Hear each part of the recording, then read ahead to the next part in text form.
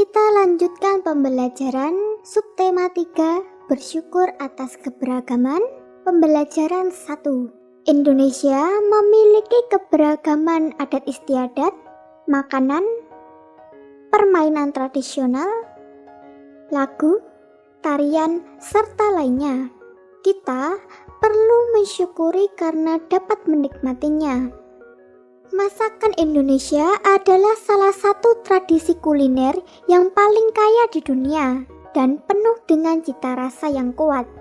Kekayaan jenis masakannya merupakan cermin keberagaman budaya dan tradisi Nusantara yang terdiri sekitar 6.000 pulau berpenghuni dan menempati peran penting dalam budaya nasional Indonesia secara umum. Makanan tradisional Indonesia membutuhkan waktu dalam pengolahannya. Nasi uduk dengan irisan bawang goreng dan telur dadar merupakan makanan khas Betawi. Sega jamblang atau dalam bahasa Indonesianya disebut nasi jamblang adalah makanan khas dari Cirebon, Jawa Barat. Nasi pecel adalah sarapan kesukaan masyarakat Madiun, Jawa Timur. Lontong sayur mudah ditemui di Jakarta dan Jawa Barat. Nasi krawu adalah makanan khas kota Gresik. Nasi gudeg atau dalam bahasa Jawa disebut sego gudeg adalah makanan khas Yogyakarta dan Jawa Tengah. Dan masih banyak lagi. Coba adik-adik perhatikan video berikut. Di video ini kita akan memperlihatkan bagaimana cara membuat gudeg. Bahan yang diperlukan adalah nangka muda, gula merah, gula pasir, garam, daun jati, daun salam, lengkuas potong tipis, santan, bawang putih, bawang merah, kemiri, ketumbar, merica. Langkah-langkah membuatnya adalah 1. Sangrai kemiri dan ketumbar sebelum dihaluskan. Lalu haluskan seluruh bumbu halus. 2. Tumis bumbu halus hingga matang. 3. Setelah dicuci, tata nangka muda dalam panci. Urutannya tata 2 daun jati, salam, lalu lengkuas. Masukkan setengah bagian nangka muda. Ulangi lagi urutan di atas. Setelah nangka masuk, semua letakkan tumisan bumbu halus dan gula di atasnya. Baru masukkan santan ke panci. Kemudian rebus hingga kurang lebih 5 jam. Aduk sesekali saja seperlunya. Jangan lupa dicek. Kalau kuah hampir habis, bisa ditambah santan atau air. Hasil akhir kuahnya memang menyusut.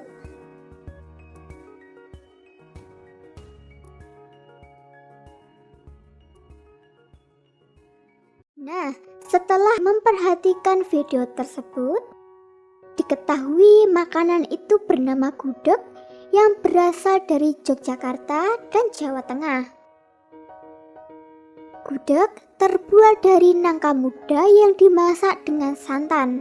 Perlu waktu berjam-jam untuk membuat masakan ini. Warna coklat biasanya dihasilkan oleh daun jati yang dimasak bersamaan.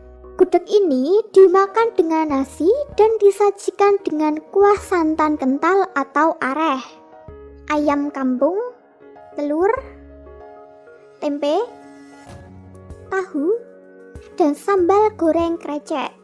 Nah, di beberapa daerah, makanan tradisional ditawarkan penjual dengan berkeliling kampung. Terkadang mereka harus berteriak atau membunyikan alat untuk menawarkan makanan tersebut.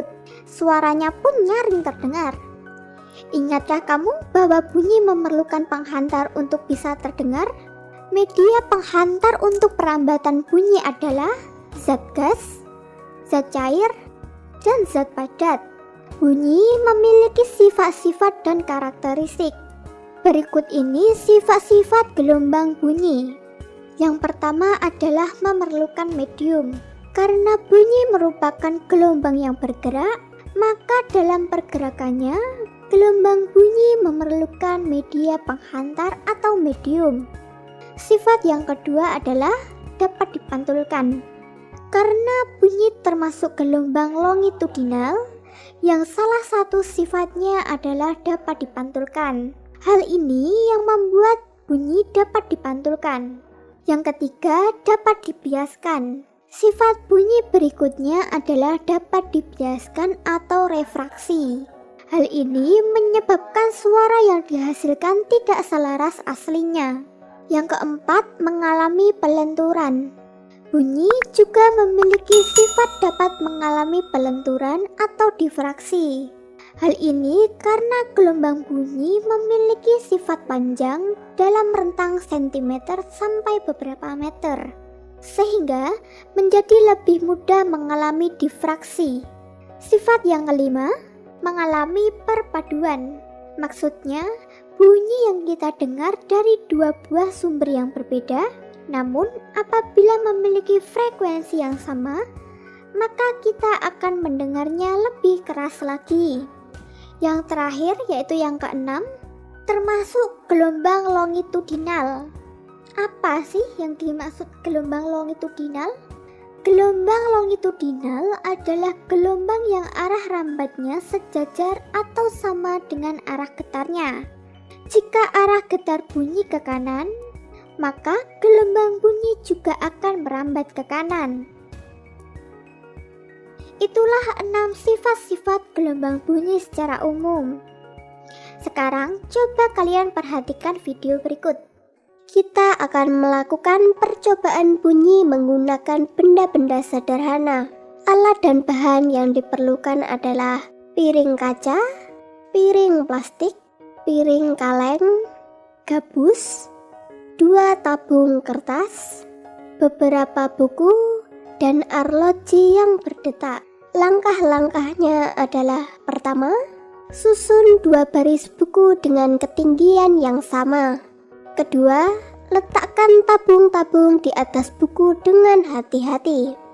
Ketiga, pegang arloji di telingamu dengan baik-baik untuk meyakinkan bahwa arloji berdetak. Keempat, letakkan arloji pada salah satu tabung.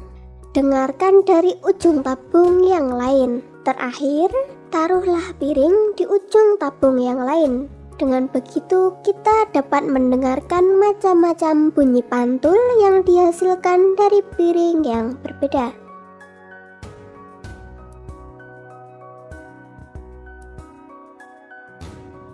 Tujuan melakukan percobaan tersebut adalah memahami macam-macam bunyi pantul melalui percobaan terhadap bunyi benda-benda sederhana dalam ruangan.